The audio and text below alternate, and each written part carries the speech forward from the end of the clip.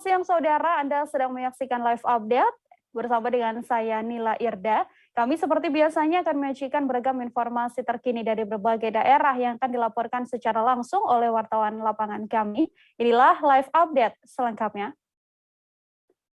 Kita awali dengan informasi pertama, saudara. Pengangkatan Rosario de Marsal alias Hercules menjadi tenaga ahli di Perusahaan Umum Daerah atau Perumda Pasar Jaya menjadi sorotan. Pelaksana tugas atau PLT Kepala Badan Pembina Badan Usaha Milik Daerah Riyadi pun mengatakan pengangkatan eks-preman Tanah Abang ini sepenuhnya menjadi tanggung jawab Pasar Jaya. Diketahui Hercules diangkat langsung oleh Gubernur DKI Jakarta Anies Baswedan menjadi tenaga ahli direksi Perusahaan Umum Daerah atau Perumda Pasar Jaya. Untuk mengetahui informasi lebih lengkapnya terkait pengangkatan Hercules menjadi staf ahli Pasar Jaya ini, saudara, sudah ada Dionysius Arya Bima, wartawan Tribun Jakarta, yang akan memberikan informasi lebih lengkapnya untuk Anda. Halo, selamat siang, Dion. Bisa diinformasikan apa alasan kemudian dipilihnya Hercules begitu ya untuk diangkat menjadi staf di Perumda Pasar Jaya? Silahkan dengan laporan Anda. Iya Nila, jadi memang beberapa hari belakangan ini eks-preman Tanah Abang Rosario de Marsal atau Hercules ini santer diberitakan direkrut oleh Perumda Pasar Jaya untuk menjadi tenaga ahli atau staf ahli di perusahaan berplat merah tersebut. Informasi ini pun sudah dibenarkan oleh pihak Perumda Pasar Jaya ya melalui humasnya yaitu Sandro Gatra Fagansa yang menyebut bahwa proses rekrutmen dari Hercules ini sudah memenuhi kriteria dan ketentuan di perusahaan tersebut. Kemudian Gatra juga mengatakan bahwa Hercules ini dikontrak selama 6 bulan dan sudah bekerja di Perumda Pasar Jaya selama 5 bulan terakhir ini. Terkait hal ini, Pemprov DKI Jakarta melalui Badan Pembina Badan Usaha Milik Daerah atau BPBUMD mengatakan bahwa proses rekrutmen ini merupakan hal yang biasa.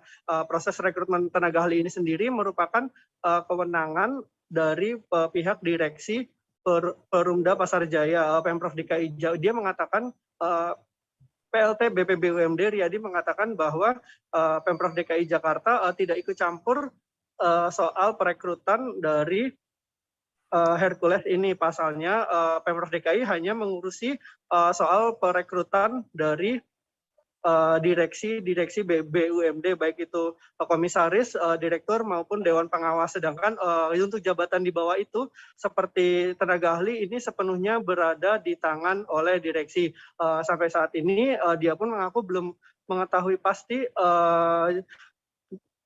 tenaga ahli apa posisi yang dijabati oleh Hercules saat ini. Demikian Nila. Baik, terima kasih banyak Dionysius Arya Bima, wartawan Tribun Jakarta melaporkan terkait pengangkatan Hercules, preman pasar yang terkenal di Jakarta, saudara. Untuk mengetahui informasi lebih lengkapnya telah terhimpun wawancara dengan PLT Kepala BPBUMD DKI Jakarta, Riyadi. Berikut liputannya untuk Anda. Oke, jadi terkait dengan pengangkatan Pak Hercules dan Pak Eki Pitung ya. Jadi memang kalau sesuai ketentuan pengangkatan pejabat BUMD di bawah direksi itu menjadi kewenangannya direksi. Jadi bukan kewenangannya BUMD. Tadi saya sudah dapat laporan lesan, memang betul direksi Pasar Jaya sudah mengangkat Pak Hercules dan Pak Eki ya. Walaupun ini yang satunya masih dalam proses. Masih dalam proses administrasi lah biasa ya. Kemudian saya sampaikan seperti yang kemarin saya sampaikan dengan teman-teman media, pas itu menjadi kewenangan direksi dan direksi tentunya punya prosedur ya, punya harus ada asesmen segala macam, dan itu disesuaikan dengan kebutuhan dan kemampuan perusahaan. Jadi sepanjang itu dibutuhkan dan perusahaan mampu untuk membayarnya, memfasilitasinya, ya silahkan. Kita beralih ke informasi selanjutnya, saudara. Polres Serang Kota berhasil mengamankan terduga pelaku penimbun minyak goreng pada Selasa 22 Februari malam. Selain seorang terduga pelaku, petugas juga mengamankan sejumlah minyak goreng yang ditemukan di sebuah perumahan di Bukit Serang Damai atau BSD Blok G1, Kelurahan Tegal Sari, Kecamatan Walantaka, Kota Serang. Dikonfirmasi kepolisian di dalam rumah tersebut juga ditemukan minyak goreng dalam jumlah yang cukup banyak. Untuk mengetahui informasi lebih lengkapnya, Saudara, ada Ahmad Tajudin, wartawan Tribun Banten yang akan memberikan informasinya untuk Anda. Halo, selamat siang Tajudin, silakan dengan laporan Anda.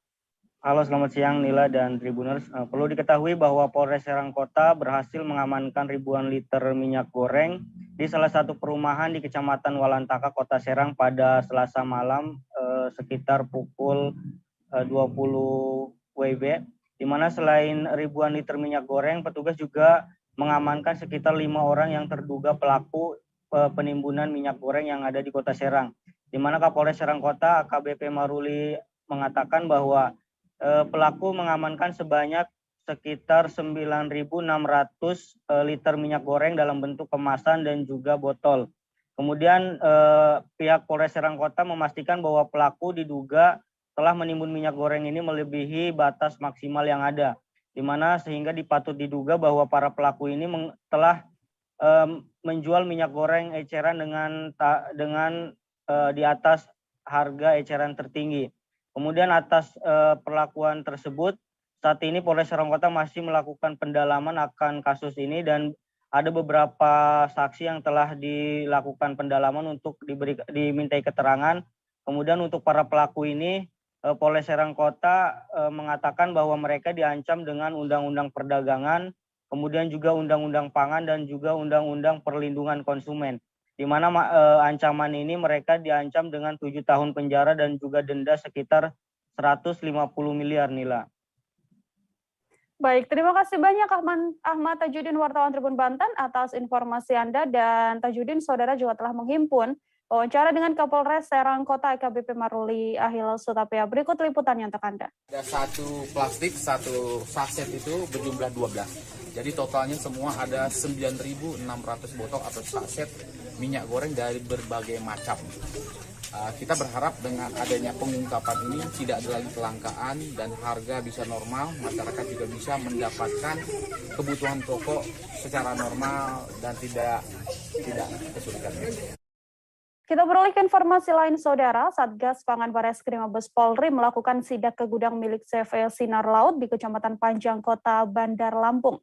Dalam sidak bersama tim Dinas Perindustrian dan Perdagangan Provinsi Lampung, serta Ditkrimsus Polda Lampung ini, tim Polri menemukan setidaknya 356.000 liter minyak goreng yang ditimbun di gudang tersebut. Pihak Sinar Laut mengatakan 356.000 liter minyak goreng ini adalah stok yang sudah dilaporkan ke Kementerian Perdagangan. Untuk mengetahui informasi lebih lengkapnya terkait dugaan adanya penimbunan minyak goreng ini, saudara, sudah ada wartawan Tribun Lampung, ada Bayu Saputra di sana yang akan memberikan informasi lebih lengkapnya untuk Anda. Halo, selamat siang Bayu, silakan dengan informasi Anda.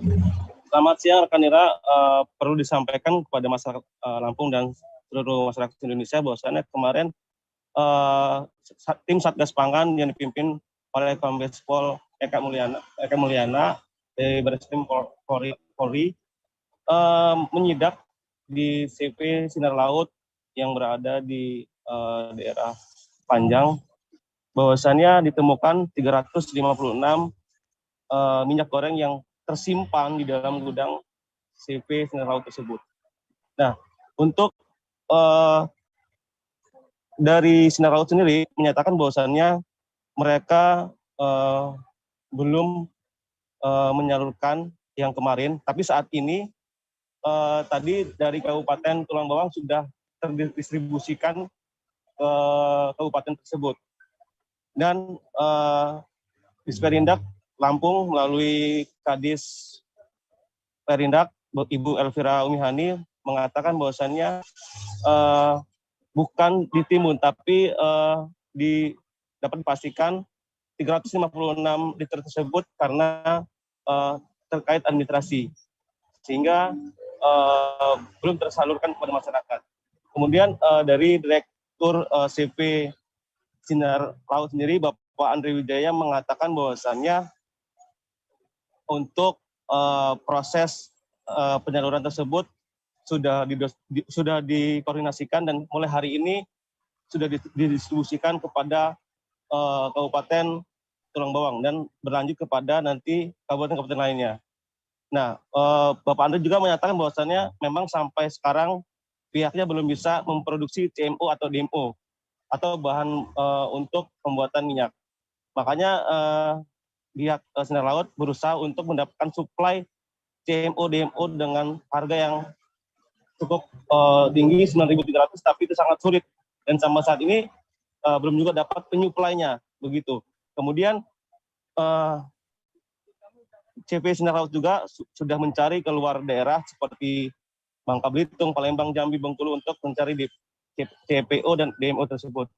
Karena sampai saat ini tidak ada CPO yang didistribusikan kepada CP Sinar Laut. Untuk harga sendiri di eceran tertinggi itu berada di angka 12.500 dan 14.000 untuk yang 1 liter.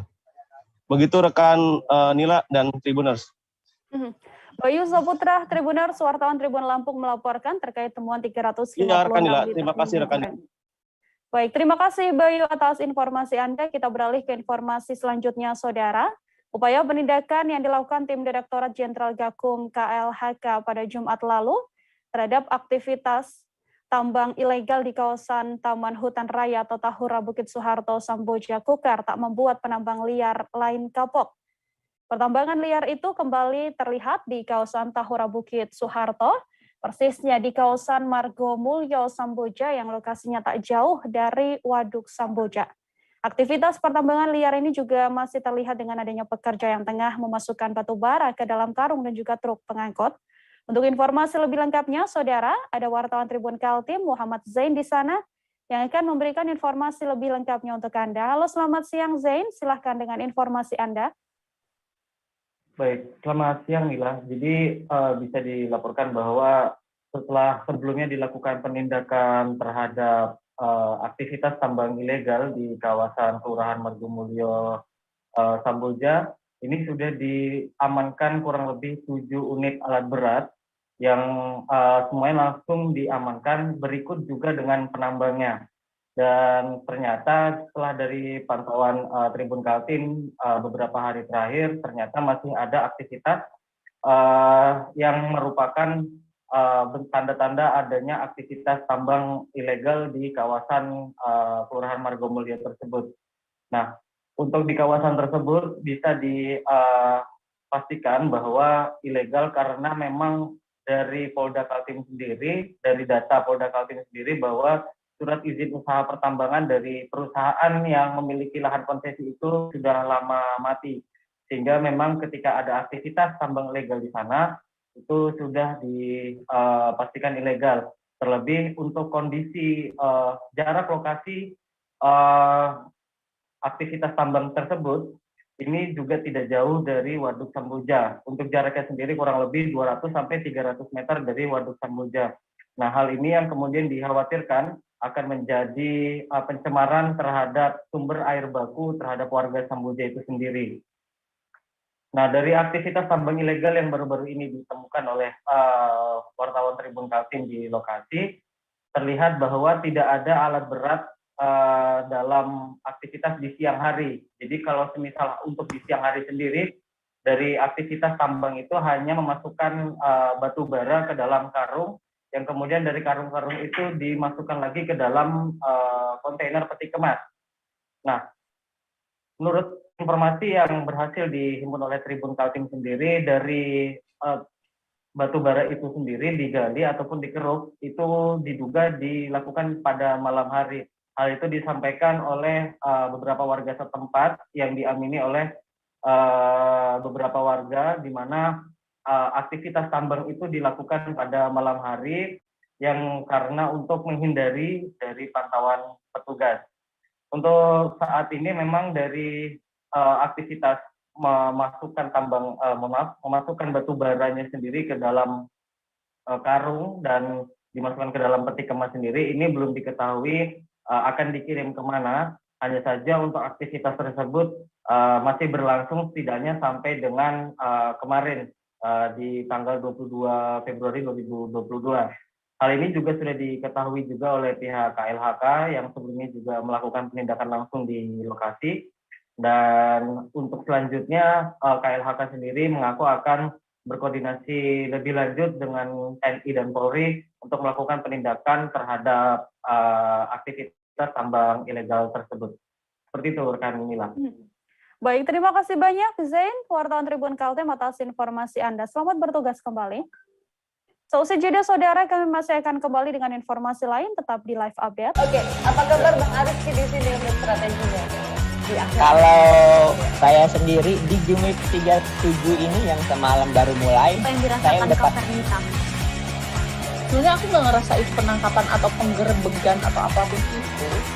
Karena gitu, posisinya aku kriteria. Jadi kita mengenal disebut dengan stroke yang tidak berdarah dengan stroke yang berdarah. Stroke yang tidak berdarah itu biasanya ditandai dengan adanya penyumbatan. Kalau itu terjadi di sini mungkin pikirnya tidak ke situ kali ya. Tapi kalau di Korea atau di Kamboja itu ada beberapa paper yang saya itu Mas, ya, dulunya tukang koran. Oh gitu ya. Tukang koran. Ya, saya baca ya, Pak. Tuh kan pernah baca kan? Ya.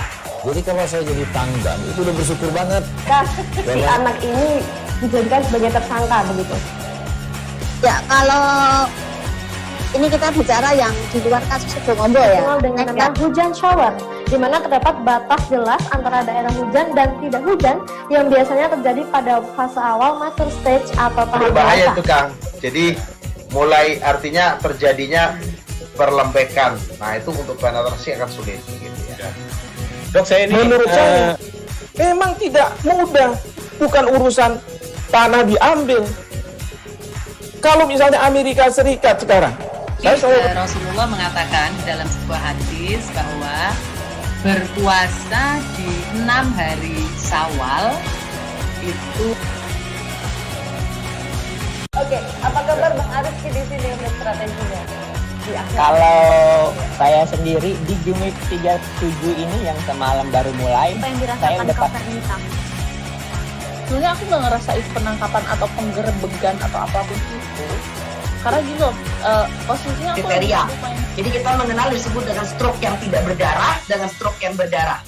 Stroke yang tidak berdarah itu biasanya ditandai dengan adanya penyumbatan. Kalau itu terjadi di sini mungkin pikirnya tidak ke situ kali ya. Tapi kalau di Korea atau di Kamboja itu ada beberapa paper yang saya itu Mas, ya, dulunya tukang koran. Oh gitu ya. Tukang koran. Ya, saya baca ya, Pak. Tuh kan pernah baca kan? Ya. Jadi kalau saya jadi tanggang itu udah bersyukur banget. Kak, si anak ini dijadikan sebagai tersangka begitu. Ya, kalau ini kita bicara yang di luar kasus Sibolga ya. Dengan nama hujan shower, di mana terdapat batas jelas antara daerah hujan dan tidak hujan yang biasanya terjadi pada fase awal mature stage atau tahap berbahaya itu Kang. Jadi mulai artinya terjadinya perlembekan. Nah itu untuk penetrasi akan sulit gitu ya. Dok, saya ini menurut saya memang tidak mudah, bukan urusan tanah diambil. Kalau misalnya Amerika Serikat sekarang, Rasulullah mengatakan dalam sebuah hadis bahwa berpuasa di 6 hari Syawal itu. Oke, apa kabar Bang Ariski di sini untuk strateginya? Kalau saya sendiri di Jumit 37 ini yang semalam baru mulai, Apa yang saya dirasakan udah Kak Fernita? Sebenarnya aku nggak ngerasain penangkapan atau penggerebegan atau apapun itu. Karena gitu, posisinya aku kriteria. Jadi kita mengenal disebut dengan stroke yang tidak berdarah dengan stroke yang berdarah. Stroke yang tidak berdarah itu biasanya ditandai dengan adanya penyumbatan. Kalau itu terjadi di sini mungkin pikirnya tidak ke situ kali ya. Tapi kalau di Korea atau di Kamboja itu ada. Bersama dengan saya Nila Irda, saudara Anda masih menyaksikan live update siang. Kita ke informasi selanjutnya. Seorang pria warga Pucang Sawit, Kecamatan Jabres, Solo, babak belur dihajar oleh massa. Yang merupakan pelaku pembacokan seorang pemuda di Timur SPBU Pucang Sawit pada Selasa 22 Februari. Pelaku awalnya mendatangi korban yang tengah berfoto di trotoar jalan. Pelaku pun kemudian menjadi bulan-bulanan warga lantaran menolak dibawa ke kantor polisi. Untuk informasi lebih lengkapnya, sudah ada Agil Tristiawan, wartawan Tribun Solo yang akan memberikan informasi lebih lengkapnya untuk Anda. Halo, selamat siang. Agil, bisa diinformasikan bagaimana kronologis pembacokan ini? Kemudian kondisi terkini dari pelaku seperti apa? Ya, selamat siang Dela dan Tribuners. Bahwasanya kasus pembacokan terjadi di Jalan Insinyur Juanda yang tepatnya di Pucang Sawit, Kecamatan Jebres, Kota Solo. Kejadian ini terjadi pada hari Selasa sekitar pukul 2 pagi, yang mana korbannya berinisial BA, 25 tahun, warga Kabupaten Karanganyar. Setelah itu korban dan 2 orang temannya tengah nongkrong di sekitar Jalan Juanda. Lalu datanglah seorang pelaku berinisial CN, 35 tahun, datang dari sebuah gang dan menghampiri ketiga pemuda tersebut. Pelaku sendiri menanyakan kenapa ketiga pemuda tersebut datang nongkrong-nongkrong di lokasi tersebut, namun belum sempat dijawab oleh korban. Pelaku kemudian mengeluarkan senjata berupa celurit dan membuat ketiga korban berlari. Namun sayangnya salah satu dari ketiga pemuda tersebut berinisial BA terpleset dan menjadi bulan-bulanan para pelaku. Setelah situasi cukup aman, korban berinisial BA dibawa oleh kedua orang temannya ke PKU Karanganyar untuk mendapatkan perawatan. Sementara itu untuk pelaku sendiri yang ditangkap oleh warga menjadi sasaran massa karena dirinya menolak untuk dibawa ke kantor polisi. Nila. Baik, terima kasih banyak Agil Tri Setiawan, wartawan Tribun Solo atas informasi Anda. Selamat bertugas kembali, Agil. Kita ke informasi selanjutnya, Saudara. 2 debt kolektor asal Kota Jambi diduga diamuk massa di Desa Bedaro Rampak, Kecamatan Tebo Tengah, Kabupaten Tebo pada Senin 21 Februari. Insiden ini terjadi saat kedua korban hendak menarik hendak menarik kendaraan atas perintah dari sebuah perusahaan tempat mereka bekerja. 2 debt kolektor ini dipukuli oleh warga yang kebetulan sedang hajatan di lokasi tersebut. Untuk informasi lebih lengkapnya terkait kronologis adanya debt kolektor yang dihajar oleh massa ini, Saudara, sudah ada Sopian, wartawan Tribun Jambi di sana yang akan memberikan informasi lebih lengkapnya untuk Anda. Selamat siang, Sopian. Silahkan dengan laporan Anda. Selamat siang, rekan Nila. Oke, baik, dapat saya sampaikan 2 orang debt kolektor asal Kota Jambi diduga diamuk massa Desa Bedaro Rampak, Kecamatan Tebo Tengah, Kabupaten Tebo. 2 orang debt kolektor atas nama Firdaus, 52 tahun, yang merupakan warga Kelurahan Jelutung, Kecamatan Jelutung, Kota Jambi, dan Hendra, 41 tahun, warga Sipin Lanaipura, Kota Jambi. Nah, kronologis kejadian bermula 2 orang yang bersangkutan pada saat itu ingin menarik kendaraan mobil Isuzu TBR 54 atas perintah dari salah satu perusahaan tempat ia bekerja.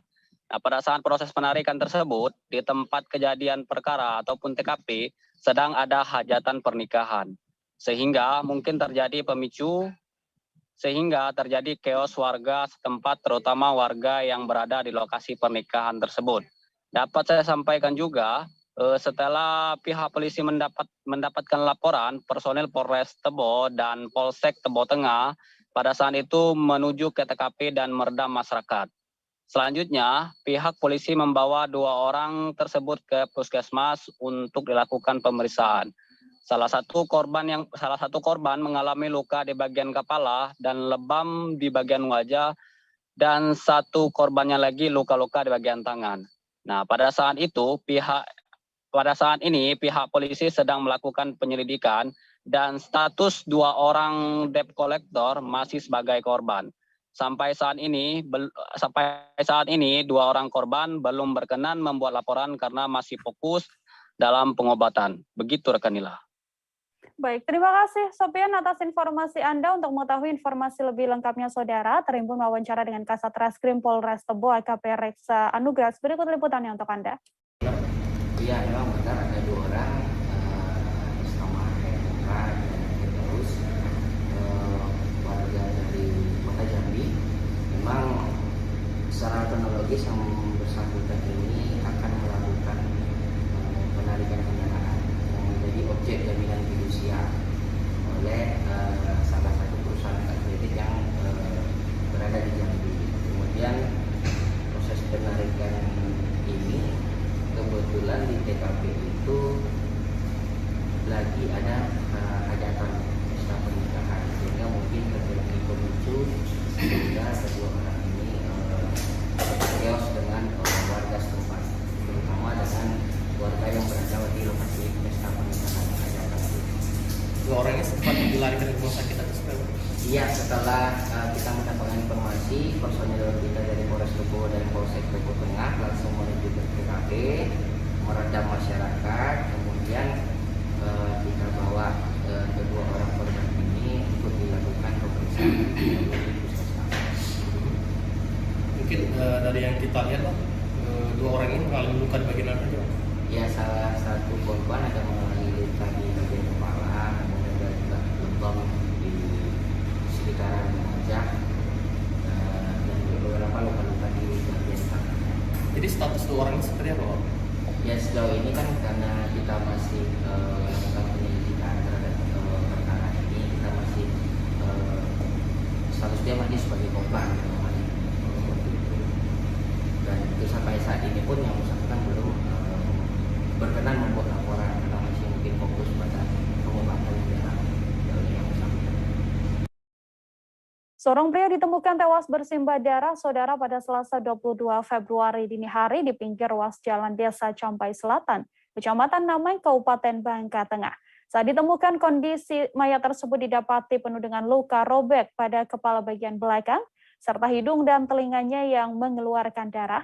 Berdasarkan hasil penyelidikan, diketahui bahwa motif pembunuhan tersebut akibat cekcok yang berujung pada penganiayaan yang mengakibatkan korban meninggal dunia. Untuk informasi selengkapnya ada Arya Bima Mahendra, wartawan Bangka Pos, yang akan memberikan informasi lebih lengkapnya untuk Anda. Halo, selamat siang Arya. Bagaimana update terkini terkait penemuan seorang pria yang ditemukan tewas bersimbah darah di pinggir jalan ini? Silakan dengan laporan Anda.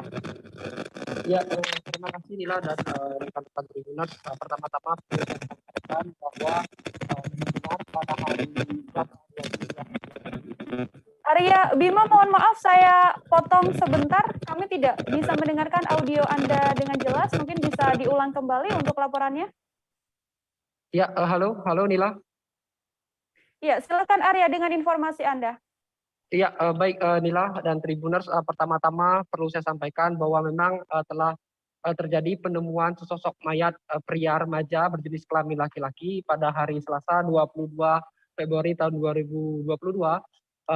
Tepatnya sekitar dini hari pukul 4 subuh ataupun 4 WIB di pinggir jalan Desa Cambai, Kecamatan Namang, Kabupaten Bangka Tengah. Nah, diketahui mayat tersebut merupakan korban pembunuhan oleh rekannya sendiri yang berinisial AS. Nah, untuk mayatnya sendiri diketahui atas nama inisial TA yang masih berumur 16 tahun dan kala itu didapati banyak luka di bagian kepala. Sementara itu perlu saya sampaikan juga bahwa saat ini pelaku pembunuhan tersebut sudah ditangkap oleh tim kepolisian Polres Bangka Tengah di kediamannya pada tadi malam, tepatnya sekitar pukul 23.00 WIB, yang mana saat ini pihak kepolisian masih terus melakukan penyelidikan dan pengembangan terhadap kasus penyelidikan tersebut. Perlu saya sampaikan juga untuk motif pembunuhan tersebut sejauh ini yang disampaikan oleh Bapak Kapolres Bangka Tengah, bahwa motif kejadian ataupun pembunuhan tersebut diawali dengan cekcok antara korban dan pelaku, yang mana kala itu keduanya memang terpengaruh alkohol, dan kemudian si pelaku sendiri langsung menghantam ke bagian kepala korban sebanyak 3 kali hingga korban tersungkur di pinggir jalan dan kemudian dihabisi nyawanya menggunakan sebilah balok seperti itu, rekan Nila. Baik, terima kasih Arya Bima Mahendra, wartawan Bangka Pos, atas informasi Anda, dan saudara Arya juga telah menghimpun wawancara dengan Kapolres Bangka Tengah AKBP Moariza Mustaryo terkait kejadian ini. Berikut liputannya untuk Anda. Pukul 23.00, alhamdulillah dari Polres Bangka Tengah dibantu dengan dari Polda dapat mengungkap misteri penemuan mayat yang ada di Desa Campai Selatan kemarin ya pukul 4. Jadi mayat tersebut sudah diketahui identitasnya atas nama saudara TA, ya. Saudara TA ini warga Tempilang, ya, bekerja di Air Mesu, Kecamatan Pangkalan Baru, dan malam harinya saudara TA ini terlihat terakhir pergi bersama rekannya yang tadi malam kita amankan, ya, pelaku berinisial AS, ya. AS ini warga Mendo, ya, Mendo Barat, Kabupaten Bangka. Ya. Jadi terlihat terakhir pukul 2 bersama dengan kawannya ini, kemudian pada pukul 5 kawannya ini kembali kontrakan, sudah tidak bersama dengan TA lagi. Dan teman-temannya melihat di Facebook, ya, di jaring sosial. Terima kasih berkat bantuan daripada rekan-rekan media dan juga warga yang men-share kejadian tersebut lewat media sosial, sehingga diketahui bahwa telah terjadi pembunuhan, ya. Petugas gabungan saudara melakukan penggerebekan di Desa Sain Mencirim, Deli Serdang pada Selasa siang. Dalam penggerebekan itu polisi mengamankan 2 orang pemakai narkoba dan 1 orang pengedarnya. Penggerebekan tersebut dilakukan gabungan bersama TNI dan juga pemerintah daerah Deli Serdang. Penggerebekan dilakukan di 3 lokasi berbeda, namun masih di kawasan yang sama. Dan pihak gabungan juga menemukan sejumlah barang bukti. Informasi lebih lengkapnya, saudara, terkait penggerebekan yang dilakukan kepolisian di Kampung Narkoba ini, sudah ada wartawan Tribun Medan. Ada Vian di sana yang akan memberikan informasi lebih lengkapnya untuk Anda. Selamat siang, Vian. Silahkan dengan laporan Anda. Ya, baik. Selamat siang, Nila, dan juga pemirsa para Tribuners di rumah. Ya, saya informasikan kemarin petugas gabungan TNI, Polri, dan juga pemerintah daerah melakukan penggerebekan di lokasi Mencirim yang memang di mana tempat ini dijadikan tempat sarang narkoba dan juga tempat perjudian. Selain itu juga tempat ini dijadikan tempat untuk penampungan sejumlah sepeda motor hasil curian. Di sana petugas mendapati 3 orang pelaku penyalahgunaan narkoba, diantaranya 1 merupakan seorang bandar dan 2 lainnya adalah seorang pengguna. Di mana saat itu ketika petugas tiba, para pelaku ini sempat melarikan diri sehingga petugas juga sempat menembakkan senjata peringatan ke arah atas untuk memperingati bahwasanya pelaku ini untuk tidak melarikan diri. Saat itu petugas langsung menggeledah gubuk-gubuk yang ada di sana. Petugas menemukan puluhan tempat alat isap sabu. Setelah itu petugas juga menemukan mesin judi jackpot di lokasi. Setelah dilakukan pengembangan dan mencari barang bukti lainnya, petugas menemukan belasan sepeda motor hasil curian yang dibawa ke sana. Namun untuk pemilik gudang sendiri, petugas tidak menemukannya karena sudah melarikan diri ketika petugas datang ke lokasi. Saat ini semua barang bukti dan juga ketiga pelaku ini telah diamankan ke Polrestabes Medan untuk dilakukan pengembangan. Ya, baik. Rekan Nila dari Medan kembali ke studio. Baik, terima kasih Vian, wartawan Tribun Medan. Saudara melaporkan terkait penangkapan 3 orang yang digerebek di Kampung Narkoba. Informasi lebih lengkapnya, saudara, terhimpun wawancara dengan Kasat Narkoba Polrestabes Medan, Kompol Raffles. Berikut liputannya untuk Anda. Kita melaksanakan GKN, gerebek Kampung Narkoba di hari terakhir operasi Antik Toba 2022. Backup oleh Satuan Pembina Fungsi dari Direktorat Reskrim Narkoba, kemudian juga dari rekan-rekan TNI dan juga dari Pemda Deli Serdang. Kami melakukan GKN di daerah Mencirim Pondok di Jalan Sain Mencirim. Di sana ada 3 titik, 3 gang, dan dari penggerebekan tersebut kita dapat mengamankan 3 pelaku, di mana 1 orang sebagai pengedar dengan barang bukti 1 paket sabu seharga 100.000 yang telah dilakukan transaksi dengan cara undercover buy oleh anggota kami.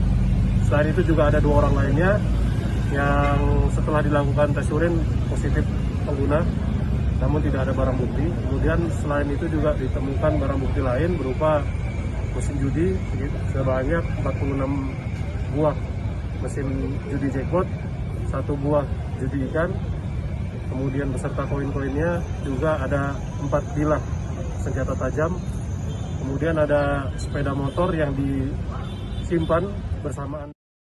Kami kembali seusai jeda dengan beragam informasi lain, saudara tetap di live update. Oke, apa kabar Bang Arifki di sini untuk strateginya? Kalau saya sendiri di Game Week 37 ini yang semalam baru mulai, Apa yang saya dirasakan udah Kapten Hitam? Sebenarnya aku nggak ngerasain penangkapan atau penggerebegan atau apapun itu. Karena gini loh, posisinya aku Kriteria. Jadi kita mengenal disebut dengan stroke yang tidak berdarah dengan stroke yang berdarah. Stroke yang tidak berdarah itu biasanya ditandai dengan adanya penyumbatan. Kalau itu terjadi di sini mungkin pikirnya tidak ke situ kali ya, tapi kalau di Korea atau di Kamboja itu ada beberapa paper yang Saya itu mas, dulunya tukang koran. Oh gitu ya. Tukang koran. Ya, saya baca itu, Pak. Tuh kan, pernah baca kan? Jadi kalau saya jadi tanggam, itu udah bersyukur banget. Si anak ini dijadikan sebagai tersangka begitu. Ya, kalau ini kita bicara yang di luar kasus Subombo ya, dengan nama hujan shower, di mana terdapat batas jelas antara daerah hujan dan tidak hujan yang biasanya terjadi pada fase awal mature stage atau tahap Berbahaya dewasa. itu Kang. Jadi mulai artinya terjadinya perlembekan. Nah itu untuk penetrasi akan sulit. Gitu ya. Dok, saya ini menurut saya memang tidak mudah, bukan urusan tanah diambil. Kalau misalnya Amerika Serikat sekarang, Rasulullah mengatakan dalam sebuah hadis bahwa berpuasa di 6 hari Syawal itu. Oke, apa kabar Bang Arifki di sini? Ada kembali menyaksikan live update siang saudara bersama dengan saya Nila Irda. Kita beralih ke informasi selanjutnya. Angin kencang menerjang sejumlah wilayah di Kapanewon Semanu Gunung Kidul pada Selasa 22 Februari pagi. Puluhan rumah warga pun dilaporkan mengalami kerusakan akibat kejadian ini. Angin kencang terjadi sekitar pukul 7 waktu Indonesia Barat. Setidaknya dilaporkan ada 236 rumah warga di pedukuhan ini yang mengalami kerusakan ringan hingga berat. Untuk informasi lebih lengkapnya, saudara, ada Alexander Aprita, wartawan Tribun Jogja, yang sudah siap dengan informasi lengkapnya untuk Anda. Halo, selamat siang Alexander, bisa diinformasikan terkait adanya angin kencang yang menerjang Gunung Kidul ini. Silakan dengan laporan Anda. Ya, selamat siang Nila.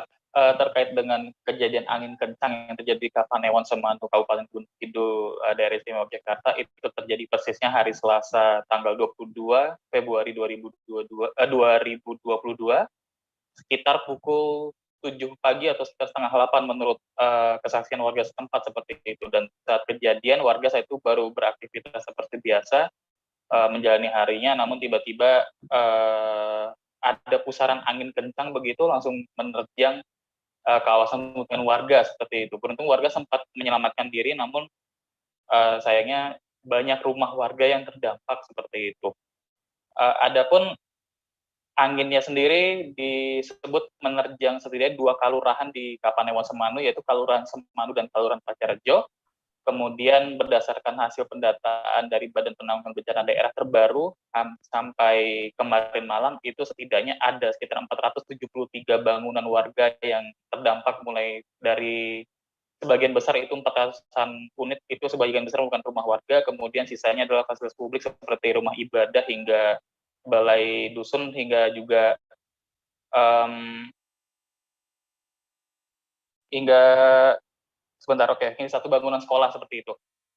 Kemudian juga dari pihak BPBD kemarin juga langsung melakukan penanganan, langsung ke lokasi untuk membantu proses evakuasi rumah-rumah warga yang mengalami kerusakan seperti itu, karena ada beberapa rumah yang hancur dan rata dengan tanah. Setidaknya kemarin itu dilaporkan ada sekitar 6 rumah, di mana sebagian besar itu berada di Kelurahan Pacarejo. Kemudian Bupati juga kemarin sudah langsung meninjau ke lokasi, dan hari ini beliau memutuskan untuk menetapkan status tanggap darurat untuk Kapanewon Semanu, melihat dampak kerusakan yang muncul begitu dari angin kencang yang ada di Semanu Gunung Kidul ini.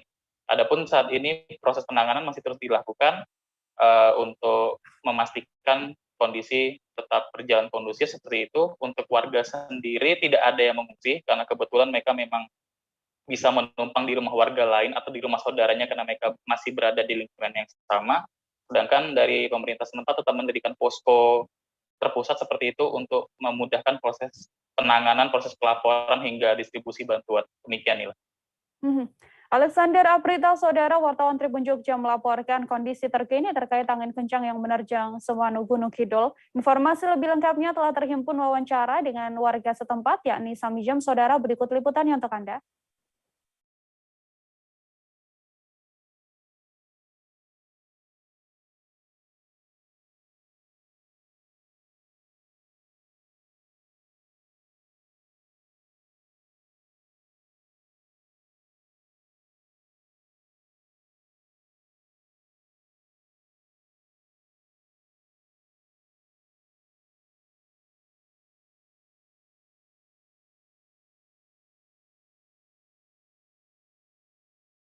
Fenomena tanah bergerak terjadi di Lembang, Rano Tengah, Kecamatan Rano, Kabupaten Tanah Toraja, saudara. Akibat bencana yang terjadi, setidaknya 4 rumah warga ambruk.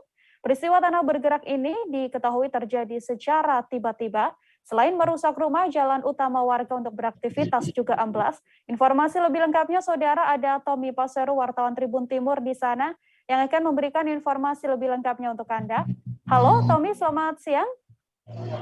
Halo, Nila, selamat siang. Baik, Tommy, silakan dengan informasi Anda.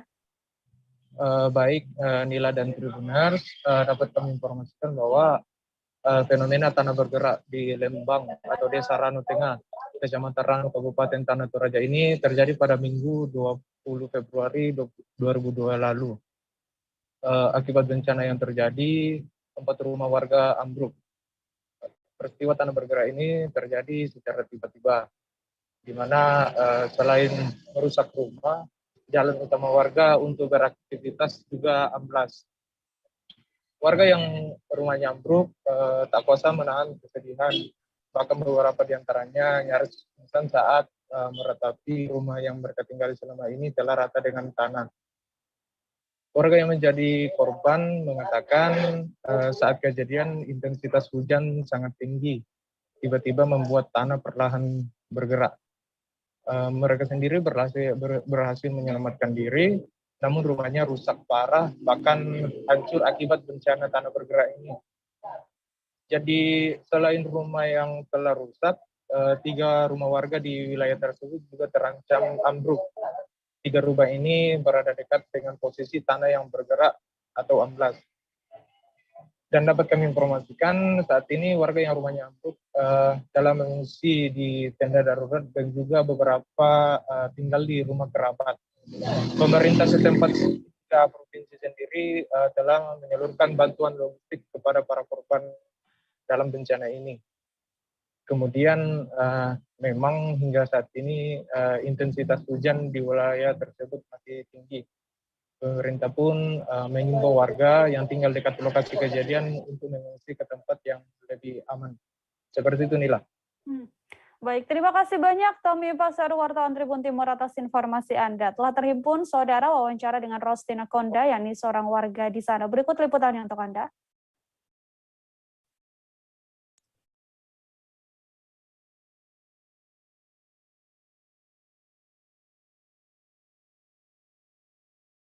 Kalau yang sudah ke bawah, kalau yang sudah terbawa semua longsor 4, 3 yang masih dalam keadaan terancam. Yang kami lihat itu dari hujan, iya, karena mungkin air lewat di bawah, jadi bergeser ini tanah ke bawah sedikit demi sedikit, tidak langsung begitu ambruk, sedikit demi sedikit itu tergeser. Udah berapa hari hujan, Ibu? 4 malam itu berturut-turut. Kampung nelayan yang berbatasan dengan Tanggul Pengaman di Jalan Manunggal 7 RT 10 RW 4 Kalibaru Cilincing, Jakarta Utara, saudara, sudah dikepung sampah sejak bulan Oktober 2021.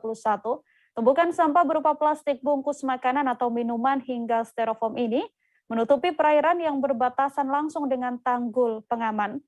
Keberadaan sampah ini memanjang di tepi laut wilayah RW 4 Kalibaru hingga ke wilayah RW 15 yang langsung berhadapan dengan rumah-rumah warga serta toilet umum berbahan bambu Informasi lebih lengkapnya, Saudara, terkait kondisi Kampung Nelayan yang dikepung sampah ini sudah ada Junianto Hamonangan, wartawan Warta Kota di sana yang akan memberikan informasinya untuk Anda. Selamat siang, Junianto, silakan dengan laporan Anda. Ya, siang Nila, dapat saya laporkan terkait dengan tumpukan sampah di wilayah RT 10 RW 4 Kelurahan Kalibaru, Kecamatan Cilincing, Jakarta Utara sudah terjadi sejak Oktober 2021 silam. Sebenarnya lokasi tumpukan sampah tersebut merupakan tempat para nelayan singgah untuk kapal-kapal yang mereka gunakan mencari ikan.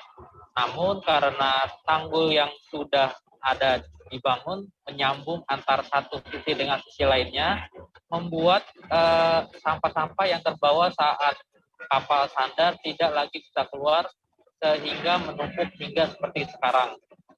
Alhasil warga yang juga memang selama ini kesulitan membuang sampah karena tidak ada TPS terdekat, membuang sampah di tempat tersebut sehingga menimbulkan bau tidak sedap dan menyebabkan warga-warga di sekitar banyak digigit nyamuk. Berdasarkan keterangan dari Ketua RT setempat, sebenarnya sampah-sampah tersebut sudah sempat ditangani oleh petugas dari kecamatan dan kelurahan.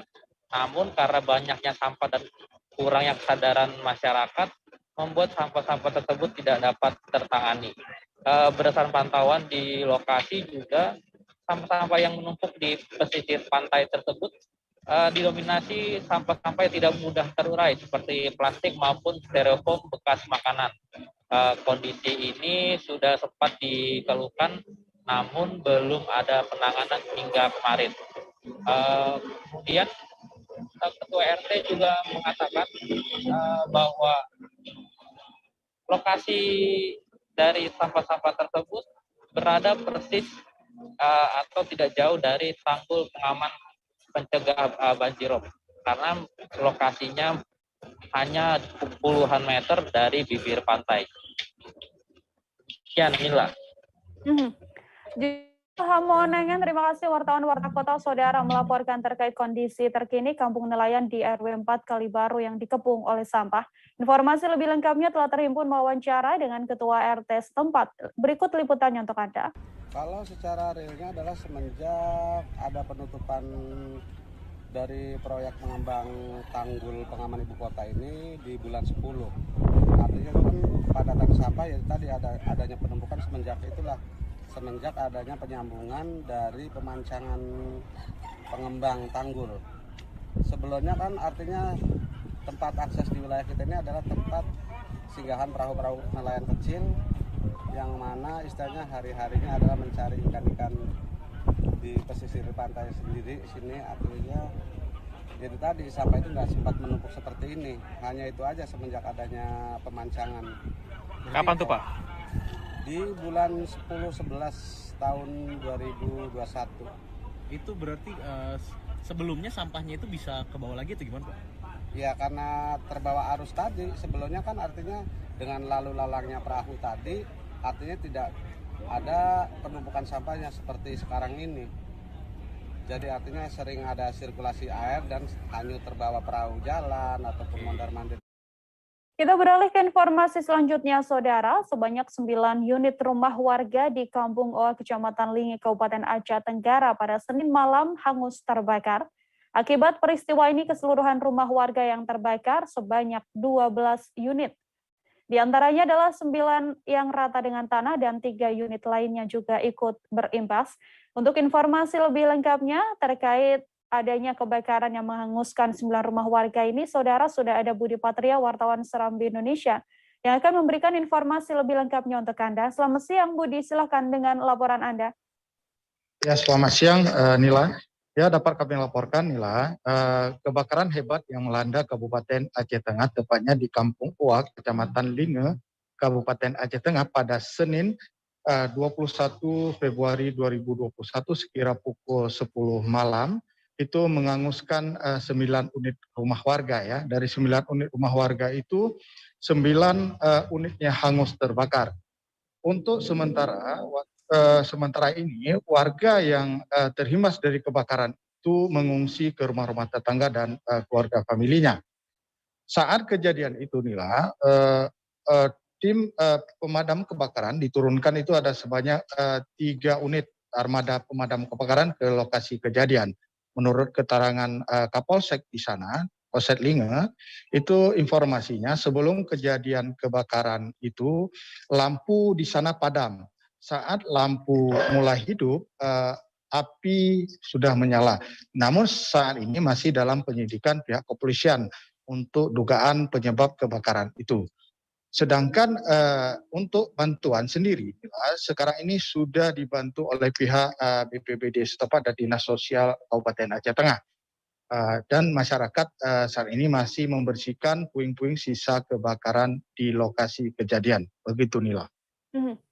Baik, terima kasih Budi Patria, wartawan Serambi News. Saudara melaporkan terkait kebakaran hebat yang melanda Aceh Tengah. Terima kasih sekali lagi Budi, selamat bertugas kembali. Seusai jeda, kami masih akan kembali dengan beragam informasi lainnya, saudara. Tetap di Live Update. Oke, apa kabar Bang Ariski di sini untuk strateginya? Kalau saya sendiri di Jumip 37 ini yang semalam baru mulai, saya udah Sebenarnya aku nggak ngerasain penangkapan atau penggerebegan atau apapun itu. Karena gini loh, posisinya aku kriteria. Jadi kita mengenal disebut dengan stroke yang tidak berdarah dengan stroke yang berdarah.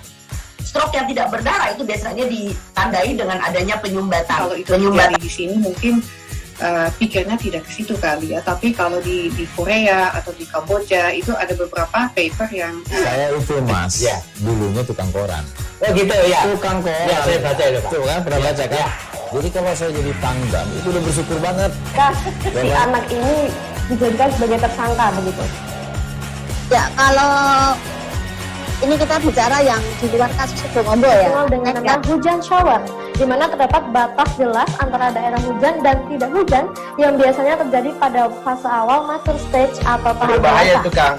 Jadi mulai artinya terjadinya perlembekan. Nah itu untuk penetrasi akan sulit. Gitu ya. Dok, saya ini menurut saya memang tidak mudah, bukan urusan tanah diambil. Kalau misalnya Amerika Serikat sekarang, Rasulullah mengatakan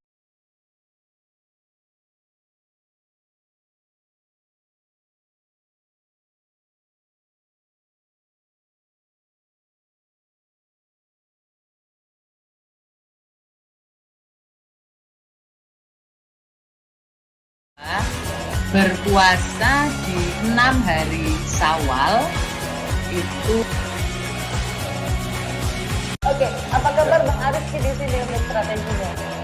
Kalau saya sendiri di Jumip 37 ini yang semalam baru mulai, saya udah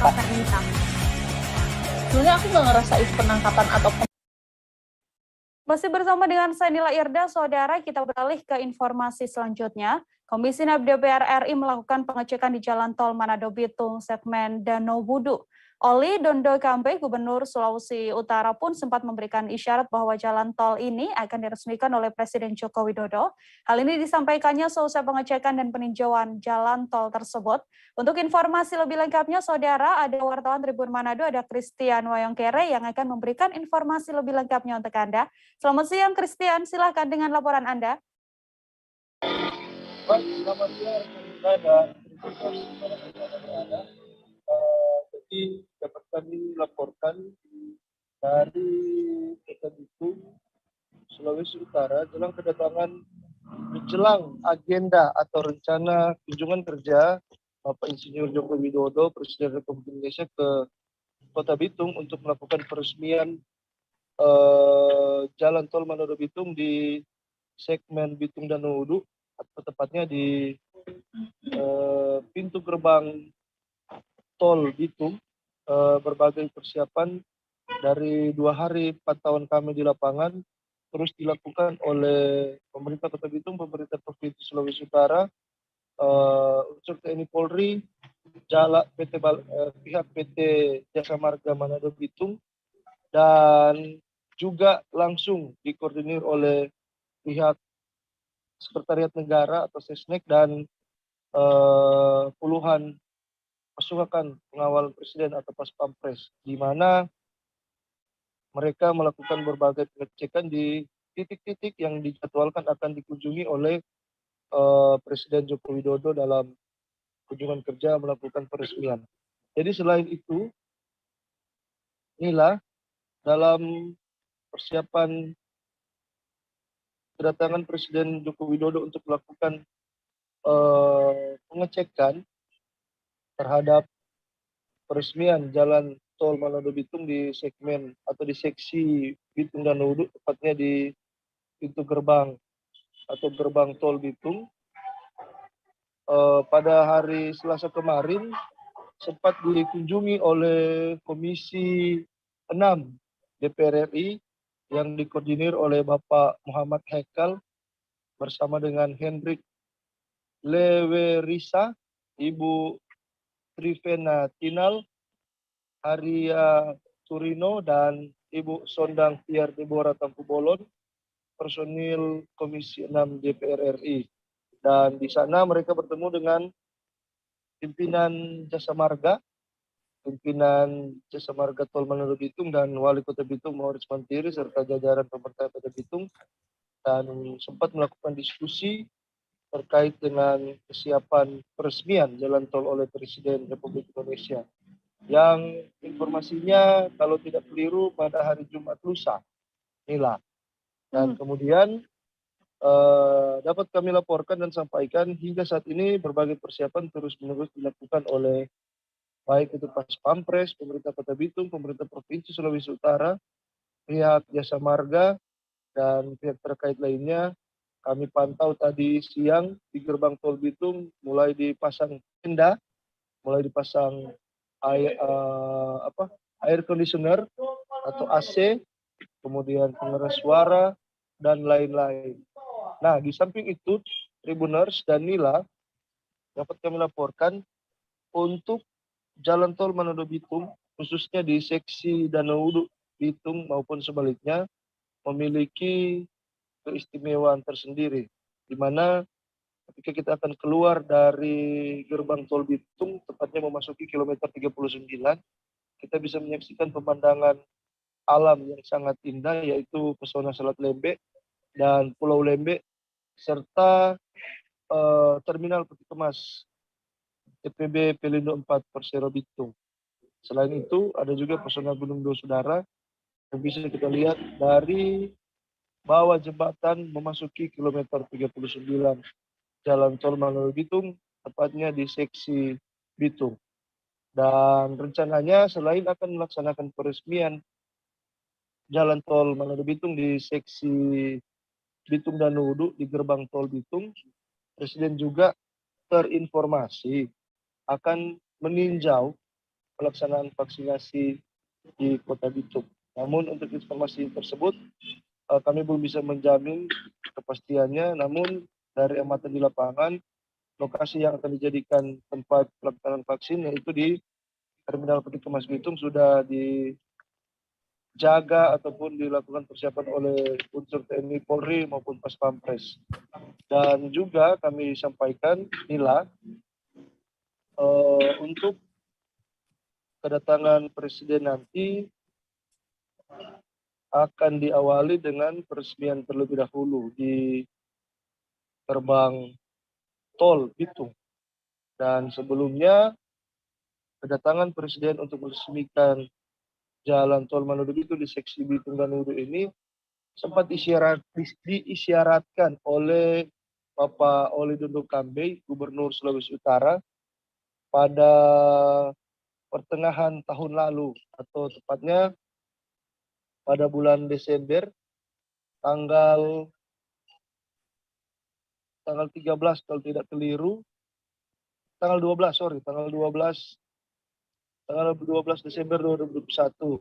Jadi isyarat peresmian jalan tol oleh Bapak Presiden dikatakan oleh Bapak Gubernur Oli Dondo Kambe, usai meninjau dan melihat secara langsung dari dekat bersama dengan Forkopimda Sulawesi Utara, sejumlah pejabat teras di lingkungan pemerintah Provinsi Sulawesi Utara dan Wali Kota dan Wakil Wali Kota Bitung dalam kesiapan fungsional jalan tol tersebut pada saat momen perayaan Natal dan Tahun Baru atau Nataru, di mana seksi Jalan Tol Bitung dan Nuwudu itu sudah difungsionalkan dan digratiskan untuk masyarakat yang akan melaluinya mulai dari tanggal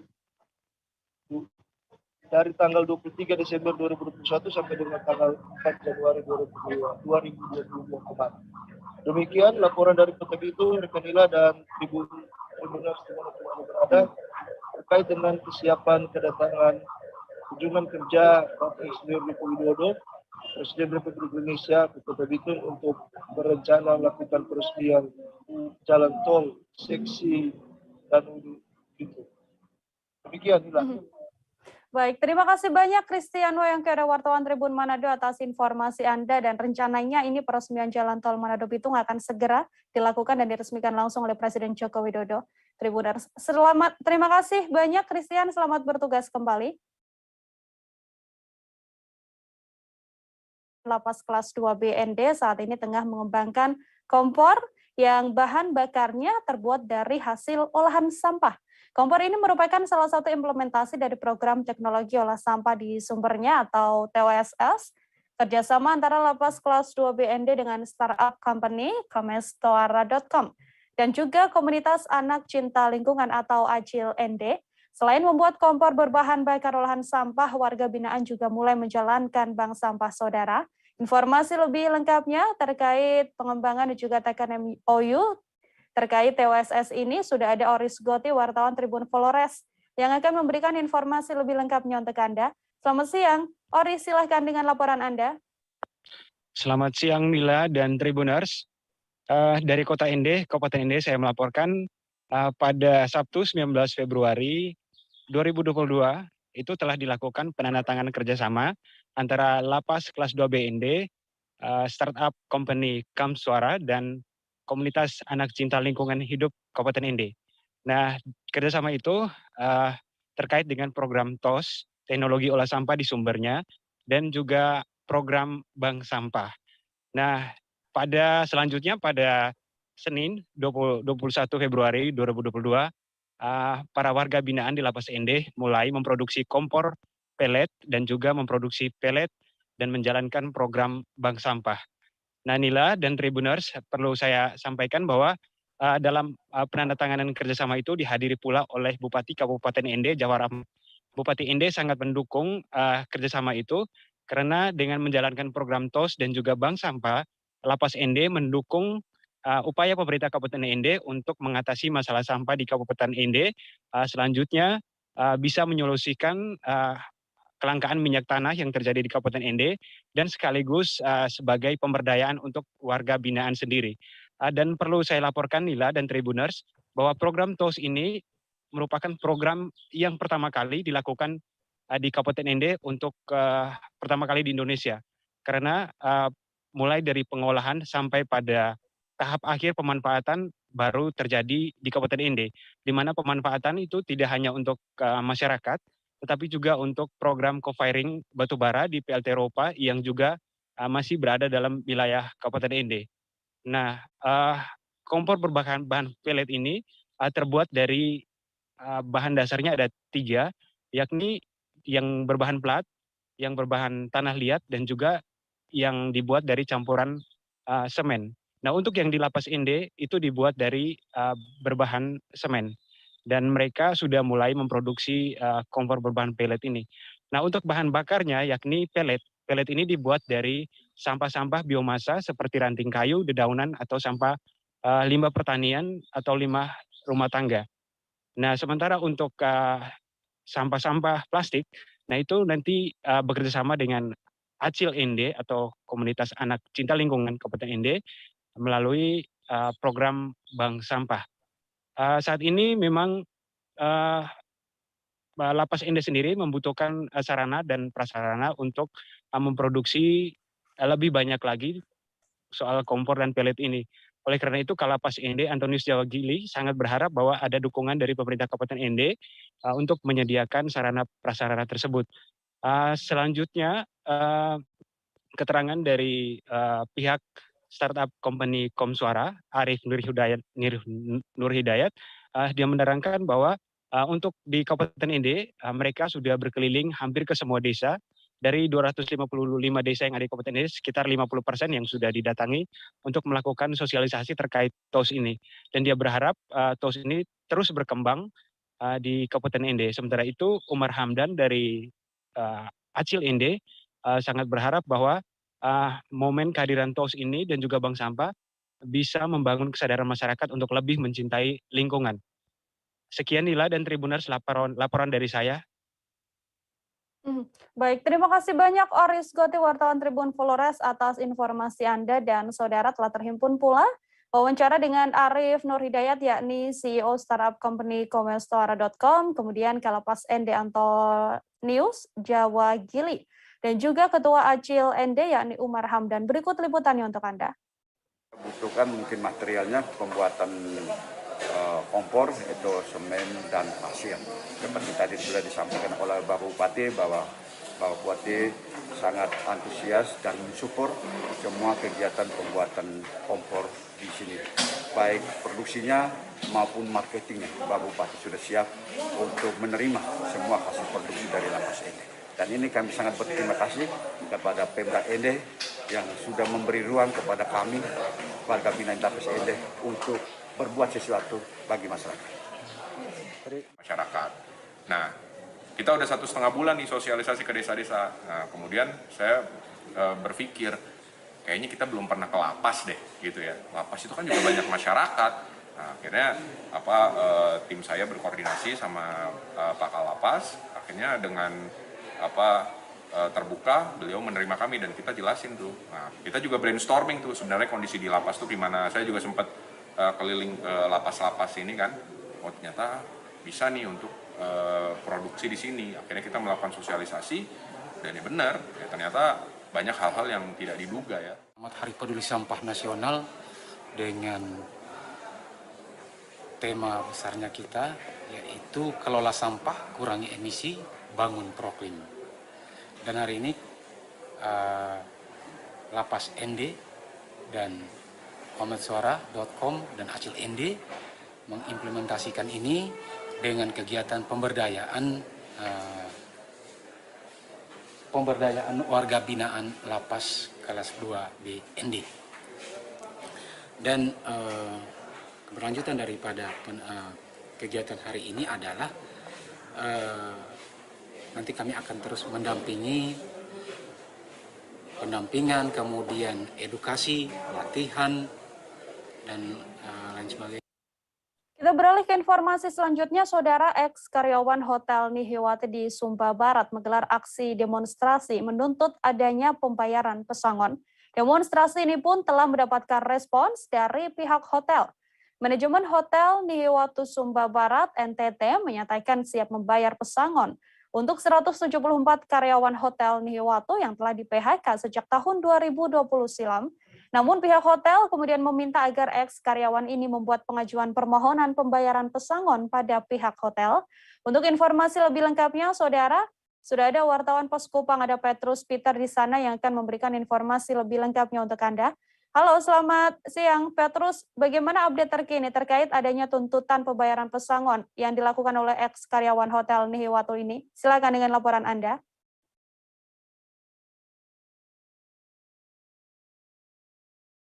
Petrus, silakan dengan laporan Anda.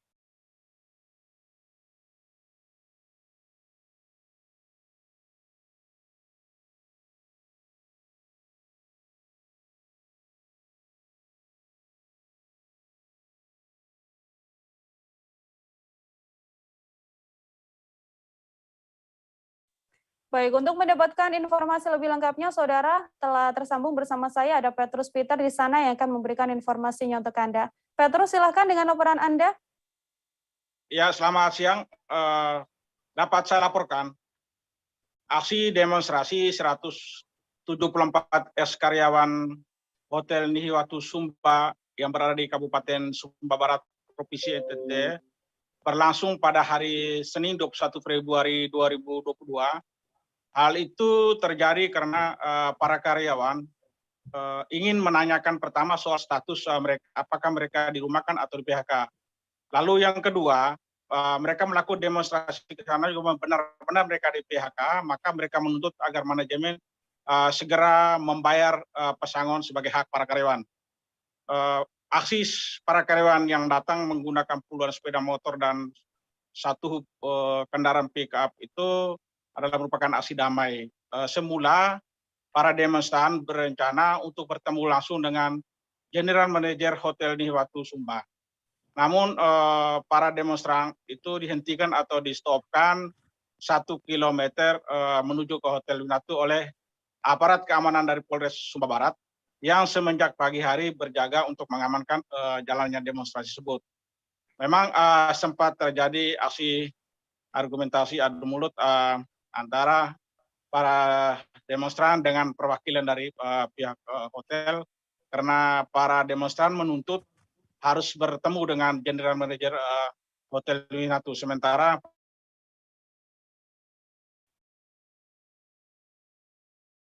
General Manager sedang tugas keluar, dan yang bisa menerima kehadiran para demonstran adalah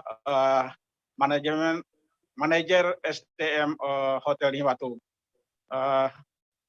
Namun pada akhirnya melalui pertemuan bersama disepakati hanya 15 perwakilan demonstran yang dibolehkan memasuk ke dalam hotel bersama pengacaranya untuk berdialog langsung atau bertemu langsung dengan manajer SDM Hotel Nihiwatu, Ibu Mary. Sebagaimana disampaikan oleh pengacara dari para tenaga kerja, 176 karyawan tersebut, Pak Edison Tenabolo SA menyampaikan bahwa berdasarkan hasil pertemuan tersebut disepakati bahwa pertama ke 174 karyawan Hotel Nihiwatu benar-benar telah di PHK terhitung sejak April 2020. Dan selanjutnya manajemen Hotel Nihiwatu siap membayar pesangon dari 174 karyawan tersebut. Namun demikian, pihak manajemen Hotel Nihiwatu Sumba NTT meminta para karyawan dalam hal ini melalui pengacaranya untuk membuat surat tuntutan yang akan disampaikan kepada manajer Hotel Nihiwatu Sumba untuk selanjutnya disampaikan ke owner ataupun top manajer Hotel Nihiwatu untuk mempertimbangkan membayar pesangon dari 174 karyawan tersebut. Dapat saya laporkan pula, Kepala Dinas Tenaga Kerja, Kepala Dinas Transmigrasi dan Tenaga Kerja Kabupaten Sumba Barat, Bapak Dedi Sabaora, menyampaikan dalam pertemuan yang dipimpin olehnya disepakati bersama tadi bahwa pihak manajer Hotel Nihiwatu siap untuk membayar pesangon dan meminta agar para karyawan segera menyampaikan surat. Memang dalam pertemuan itu terjadi perdebatan terkait dengan soal PHK dan dirumahkan. Namun demikian, Bapak Kepala Dinas meminta pihak manajemen Hotel Nihiwatu tidak hanya berpegang teguh pada legal standing yang dimiliki, tetapi mempertimbangkan dari sisi sosial kemanusiaan agar membayar pesangon 174 karyawan tersebut. Karenanya dalam waktu dekat atau 1-2 hari ke depan berharap pihak pengacara dari 174 karyawan untuk berkoordinasi dengan pemerintah daerah dalam hal ini dengan Dinas Transmigrasi dan Tenaga Kerja Pusat untuk bersama-sama menyusun surat tuntutan sekaligus permohonan ke manajemen Hotel Nihiwatu Sumba NTT untuk melanjutkan ke ownernya untuk membayar pesangon dari 174 karyawan tersebut. Dapat saya laporkan pula berdasarkan keterangan dari koordinator aksi Pak Agus Lori maupun Ibu Esther, pada prinsipnya mereka merasa puas menerima keputusan manajemen yang akan membayar pesangon mereka. Meski demikian, mereka berharap bahwa Hotel Nihiwatu, manajemen Hotel Nihiwatu harus menepati janjinya karena pesangon merupakan hak dari para pekerja itu sendiri. Demikian yang dapat saya laporkan dan saya kembalikan ke studio. Petrus Peter, Saudara wartawan Pos Kupang melaporkan. Terima kasih Petrus atas informasi Anda dan telah terhimpun wawancara Saudara dengan pengacara 174 orang eks-karyawan Hotel Nihiwatu ini. Berikut liputannya untuk Anda. Terima kasih waktu yang diberikan kepada kami penasihat hukum dari 109 karyawan, 100 lebih, 174 karyawan. Terkait dari kesimpulan atau terakhir pembicaraan kami sama manajemen Nihiwatu, bahwa manajemen Nihiwatu akan bersedia membayar kekurangan pesangon dari karyawan yang sudah di PHK. Oleh karena itu kami dari kuasa hukum dan mewakili mensepakati itu, bahwa kesisahan pesangon akan dibayar oleh manajer Nihiwatu, dan kami juga akan dari penasihat hukum akan segera melayangkan surat pemberitahuan untuk mengajukan pesangon dari pekerja Nihiwatu yang sudah di PHK. Terima kasih. Ya, Bapak, mungkin ini sedikit ini ya Pak ya, untuk kita mengklirkan saja kaitan dengan soal pesangon Bapak. Itu artinya bahwa dari pihak PH mengajukan permohonan ke Nihiwatu lanjut ke ownernya untuk membayar. Mungkin bisa dijelaskan detailnya seperti apa tuh? Detail pesangonnya. Mekanismenya tadi maksud saya. Proses untuk pengajuan pesangon daripada kami akan bersurat ke ownernya bahwa jumlah pesangon yang harus dibayar oleh owner Nihiwatu kepada karyawannya. Tetapi pesangon itu kami akan rinci nanti di dalam surat yang kami layangkan kepada Nihi, supaya pihak Nihi juga mengetahui bahwa kekurangan pesangon dari karyawan yang sudah di PHK seperti itu. Ratusan supir truk kembali menggeruduk gedung Dewan Perwakilan Rakyat Daerah Sulawesi Tenggara, Saudara, pada Selasa 22 Februari. Ratusan supir truk ini juga membawa serta setidaknya 150 kendaraan mereka untuk masuk ke dalam areal kantor DPRD Sultra. Kedatangan ratusan sopir truk ini merupakan yang kedua kalinya. Namun kali ini mereka mengikuti rapat dengar pendapat dengan pihak terkait. Masa yang tergabung dalam Forum Supir Truk Sulawesi Tenggara ini meminta aparat terkait mengkaji kembali penetapan aturan tentang overdimensi dan overload atau ODOL. Informasi lebih lengkapnya, Saudara, sudah tersambung bersama saya ada wartawan Tribun News Sultra Fadli Aksar yang akan memberikan informasi lebih lengkapnya untuk Anda. Selamat siang Fadli, silakan dengan laporan Anda. Ya baik, selamat siang Mila, selamat siang benar. Pastikan truk di Sulawesi Tenggara kembali menggeruduk kantor Dewan Perwakilan Rakyat Daerah Provinsi Sulawesi Tenggara pada Selasa 22 Februari 2022 Selasa kemarin. Para sopir truk ini kurang lebih berjumlah 150 orang, kami kurang lebih berjumlah 300 orang, membawa serta kurang lebih 150 kendaraan truk mereka ke dalam areal kantor gedung Dewan Perwakilan Rakyat Daerah Provinsi Sulawesi Tenggara. Karena lokasi parkir yang memadai kita mampu menampung ratusan kendaraan truk tersebut di kantor DPRD Provinsi Sulawesi Tenggara, akhirnya para sopir memarkirkan kendaraannya hingga ke badan jalan di depan kantor DPRD Provinsi Sulawesi Tenggara di Jalan Kebonunjuk, Kelurahan Mandonga, Kecamatan Mandonga, Kota Kendari, Provinsi Sulawesi Tenggara. Parkiran ratusan kendaraan truk itu juga melebar sampai ke wilayah lampu merah di Jalan Abdullah Sulandai, tepatnya di depan Tugu Religi SMPC Kota Kendari, Provinsi Sulawesi Tenggara. Akhirnya polisi pun kemudian menutup jalan atau mengalihkan arus bagi pengendara yang hendak melintas di Jalan Abdullah Sulandai di depan kantor wali kota atau di depan kantor kejaksaan negeri Kendari Sulawesi Tenggara. Masa sendiri datang ke gedung DPRD Provinsi Sulawesi Tenggara. Ini adalah untuk kedua kalinya. Namun kali ini mereka hanya atau mengikuti rapat dengar pendapat dengan sejumlah pihak terkait. Kurang lebih selama 1 jam menggelar orasi di depan kantor gedung DPRD Provinsi Sulawesi Tenggara. Para massa dari struktur ini kemudian masuk ke dalam gedung DPRD Provinsi Sulawesi Tenggara, tepatnya di aula lantai 2 untuk mengikuti rapat dengar pendapat.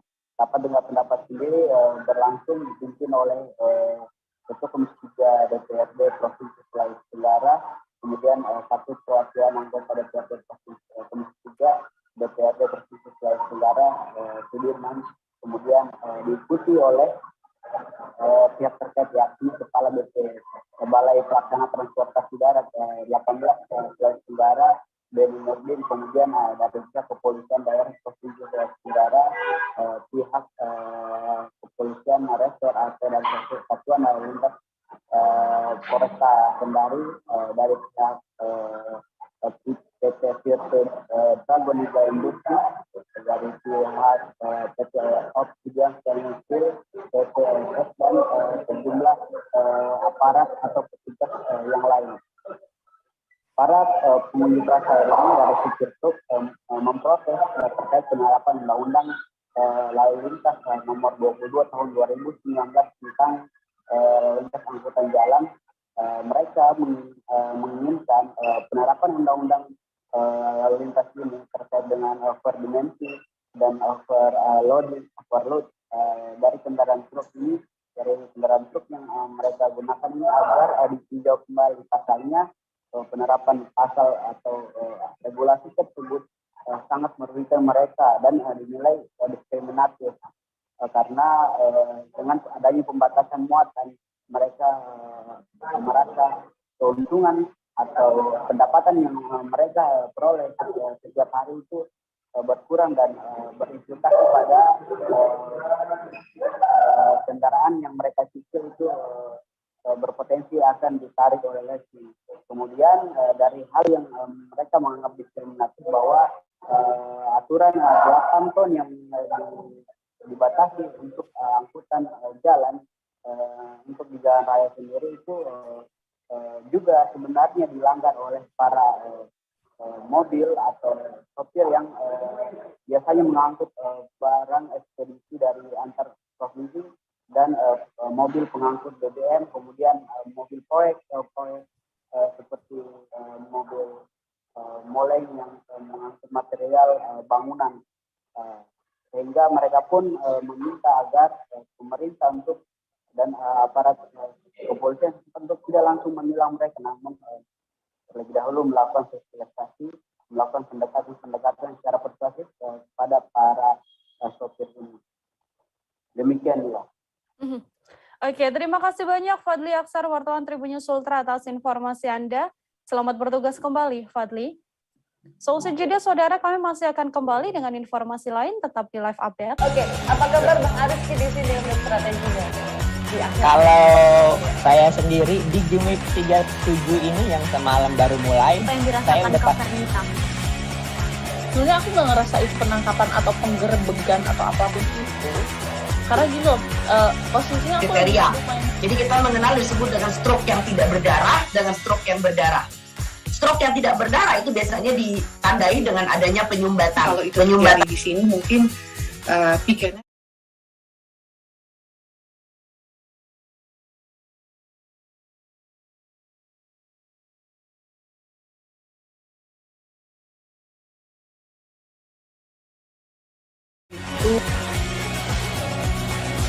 Oke, apa kabar Bang Ariski di sini untuk strateginya?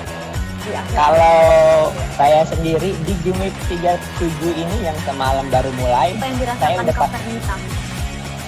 sebenarnya aku nggak ngerasain penangkapan atau penggerebegan atau apapun itu.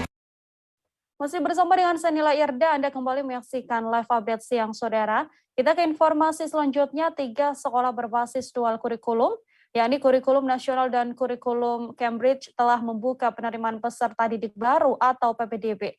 Ketiga sekolah tersebut diantaranya adalah SMA Negeri Sumsel, SMA Negeri 1 Palembang, dan SMA Plus Negeri 17 Palembang.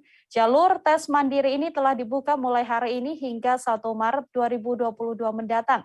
Namun karena masih berada di tengah pandemi, nantinya pelaksanaan PPDB akan dilakukan dengan melampirkan hasil tes swab atau PCR negatif COVID-19. Terkait informasi selengkapnya, telah dibukanya PPDB ini, saudara, sudah ada Sri Hidayatun, wartawan Tribun Sumsel di sana, yang akan memberikan informasi lebih lengkapnya untuk Anda. Halo Sri, silahkan dengan laporan Anda. Ya, halo Nila. Dapat kami laporkan bahwa penerimaan peserta didik baru di SMA, setara tingkat SMA maksud saya di Sumatera Selatan, khususnya di Kota Palembang ini telah dibuka. Ya, penerimaan peserta didik baru ini memang dibuka untuk 3 sekolah terlebih dahulu, karena ketiga sekolah ini adalah sekolah yang menerapkan dual kurikulum, yaitu kurikulum nasional dan kurikulum Cambridge. Nah, ketiga sekolah yang ada di Kota Palembang ini tepatnya berada, ini ketiga sekolah yang itu yang telah dibuka adalah SMA Negeri Sumsel, SMA Negeri 1 Palembang, dan SMA Plus Negeri 17 Palembang. Dalam penerimaan peserta didik baru ini, mereka menggunakan dua jalur, yaitu jalur PMPA, penelusuran minat dan potensi akademik, dan juga jalur tes mandiri. Untuk jalur PMPA ini telah dibuka pada pertengahan bulan tadi, maksud kami, dan telah mendapatkan sudah mendapatkan hasil pengumumannya. Dan saat ini adalah yang memasuki tes jalur mandiri yang telah dibuka mulai hari ini hingga pada 1 Maret 2022. Nah, di dalam tes mandiri ini memang semua calon peserta didik bisa mengikutinya dengan mendaftar secara online dengan persyaratan-persyaratan yang telah ditentukan oleh pihak sekolah. Seperti di SMA Negeri 17 itu Palembang, dengan syarat itu salah satunya nilai beberapa mapel, yaitu rata-rata harus 86 seperti matematika, IPA, bahasa Indonesia, dan bahasa Inggris. Nah, ketiga sekolah ini memang menggelar PPDB ini secara serentak, dan nantinya di tengah, karena saat ini kondisi Palembang masih berada di zona kuning dan PPKM level 3, maka nanti pelaksanaan ini akan digelar secara protokol yang ketat maksud kami, dengan melampirkan tes hasil PCR atau swab dari calon peserta didik yang diterima untuk mengikuti tes tertulis di SMA Negeri 1 Palembang, SMA Negeri 17, dan SMA Sumsel ini. Nah, nantinya pelaksanaan ini selain berlangsung dengan protokol kesehatan yang ketat, pihak panitia juga akan membaginya beberapa sesi, mulai dari sesi 1, 2, 3, maksud kami mulai dari pagi juga hingga sampai sore hari. Dan setiap ruangan itu nantinya dibatasi siswanya hanya minimal 18 orang siswa. Nah, untuk penerimaan peserta jalur penerimaan peserta didik baru ini di 3 SMA ini, setelah ini nantinya akan diikuti lagi juga oleh sekolah-sekolah lain seperti sekolah-sekolah yang hanya menerapkan kurikulum nasional. Demikian, Nila.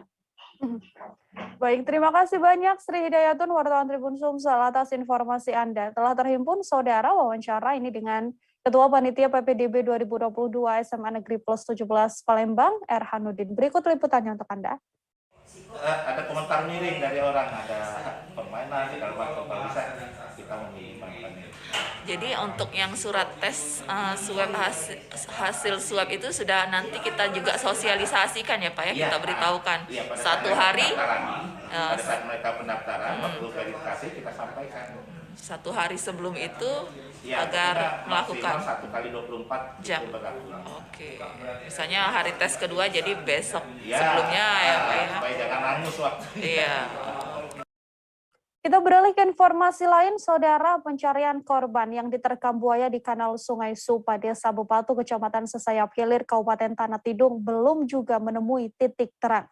Kepala Dinas Pemadam Kebakaran atau PMK dan Penyelamatan Kabupaten Tanah Tidung, Usman Saleh, mengatakan pencarian korban bernama Luther ini dihentikan untuk sementara waktu. Penghentian pencarian sementara waktu ini dilakukan tepat pada pencarian hari ke-7 Selasa kemarin. Untuk informasi lebih lengkapnya ada Risnawati, wartawan Tribun Kaltara, saudara, yang akan memberikan informasi lebih lengkapnya. Silakan Risna, bisa diinformasikan untuk update terkini pencarian korban yang diterkam buaya di Desa Bupatu. Silakan dengan laporan Anda. Iya, maaf saya Nila. Untuk pencarian korban diterkam buaya di Kanal Sungai Supa, informasi dari Basarnas Tarakan, pencarian hari ke-7 kemarin telah ditutup secara resmi oleh Basarnas. Kemudian juga hal itu sesuai dengan Undang-Undang Nomor 29 tahun 2014, yang mana pencarian dilakukan hanya selama 7 hari. dari pihak Basarnas juga mengatakan selama 7 hari pencarian pihaknya telah menyisir baik di lokasi kejadian maupun di darat. Selain itu, Basarnas juga menggunakan alat aqua eye untuk mendeteksi keberadaan korban, namun selama 7 hari pencarian menggunakan alat itu, Basarnas tidak menemukan korban. Selain itu, Basarnas juga menerjunkan 5 personal beserta tim SAR gabungan dengan membagi area pencarian yang mana jangkauannya sejauh 2-3 nautical mile, namun tetap fokus pada tempat kejadian tersebut. Adapun kendala yang dihadapi selama pencarian dari pihak Basarnas mengatakan yang mana area pencarian sangat berbahaya bagi tim penolong. Dia juga dari pihak Basarnas juga mengatakan tidak hanya buaya yang mengancam di lokasi tersebut, namun juga binatang-binatang buas lainnya pun mengancam dalam pelaksanaan pencarian. Dan tentu untuk itu pihaknya juga harus memperhatikan keamanan petugas penolong dalam mencari korban. Selain itu juga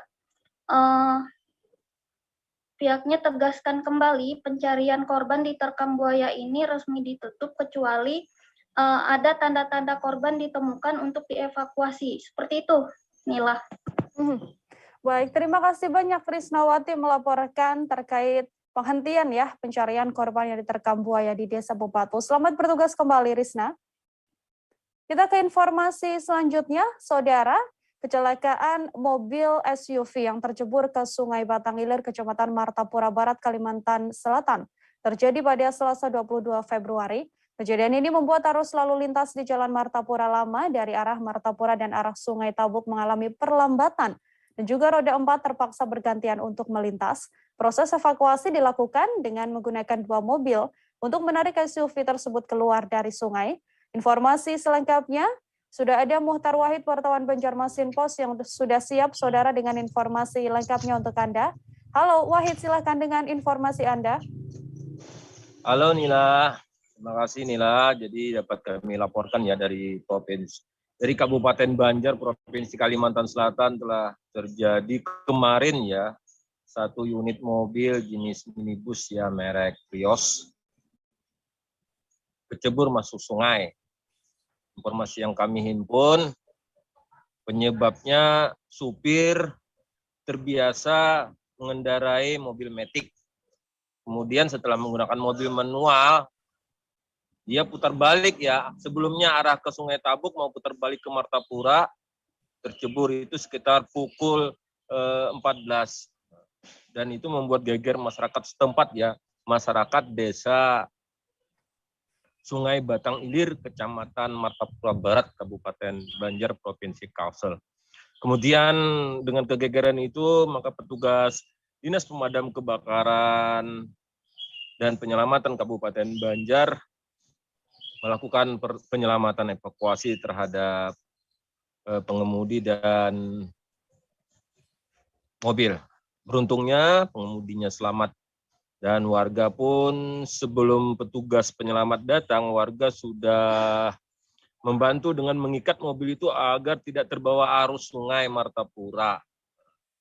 Untuk diketahui kejadian ini sudah kali kedua ya, mobil kecebur ini sebelumnya ada di wilayah Martapura Kota dan kemarin di Martapura Barat.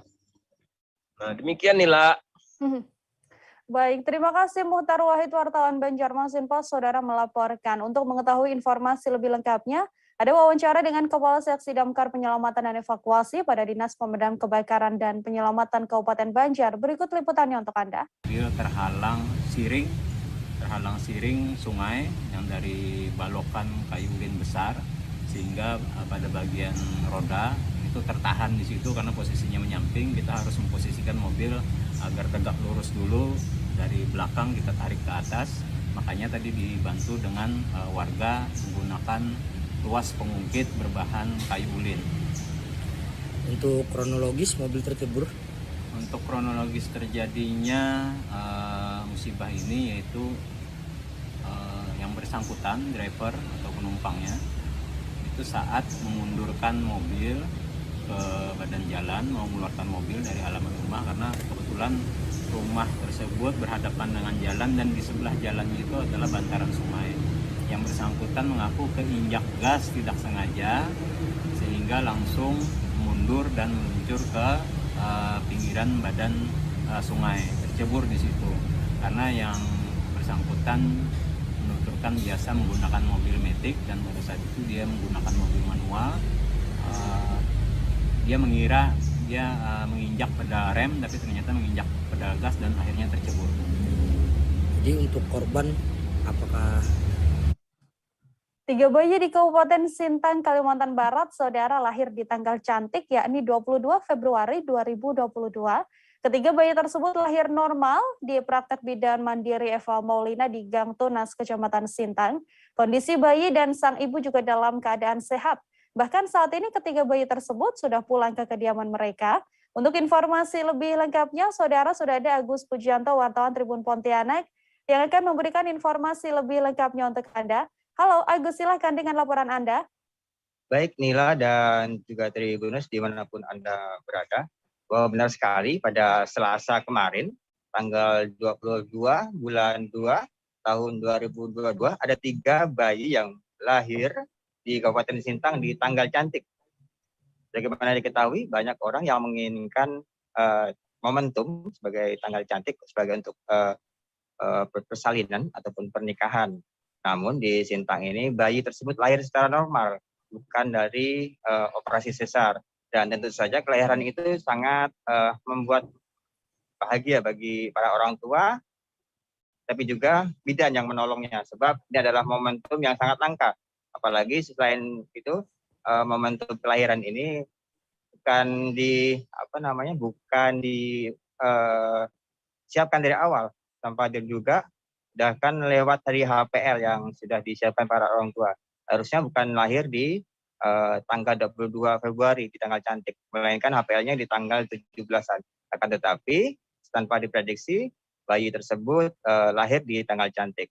Dan Tribuner, bahwa 3 bayi yang lahir di tanggal cantik tersebut dalam kondisi sehat, selamat, baik bayi dan ibunya. Dan saat ini semuanya sudah pulang ke rumah masing-masing. Ketiga bayi yang lahir di tanggal cantik tersebut hanya berselang kurang dari 1 jam di praktek mandiri bidan Eva. Mila. Baik, terima kasih banyak Agus Pujianto, wartawan Tribun Pontianak melaporkan terkait kelahiran 3 bayi di tanggal cantik, saudara, dan lahir secara normal. Untuk informasi lebih lengkapnya sudah terhimpun wawancara dengan sang bidan, yakni Eva Maulina. Berikut liputannya untuk Anda. Alhamdulillah, mungkin ada beberapa orang yang memang mencari momen tanggal cantik untuk kelahiran sebuah hati. Namun di tempat saya benar-benar lahir normal, tidak ada intervensi apapun. Jadi memang benar ada 3 orang yang sudah lahir, itu 2 dari Sintang, 1 dari Desa Sutungkup, Kecamatan Ketumah Hilir, dan baru saja datang dari Kabupaten Kapuasulu, yaitu dari mengadangkan. Mohon doanya semoga yang ini juga bisa lahir normal di tanggal cantik, tanggal 22 bulan 2 tahun 2022. Jadi kondisinya seperti apa sekarang, Kak? Yang 2 kebetulan sudah pulang karena lahirnya memang agak awal subuh ya, di subuh sebelum azan subuh. Dan karena juga di Sintang juga lagi kita pulangkan karena juga memang tidak ada keluhan apapun. Nah kebetulan yang udah lahir ini juga setelah azan subuh itu ada 1 orang yang dari Sutungkup. Nah masih kita observasi lah karena takutnya ada mungkin langsung mau pulang kampung, ataupun kita sarankan untuk tidak dulu pulang ke. Informasi tadi saudara sekaligus menutup perjumpaan kita dalam live update kali ini. Saya Nila Irda beserta kru yang bertugas pamit undur diri. Terima kasih dan sampai jumpa.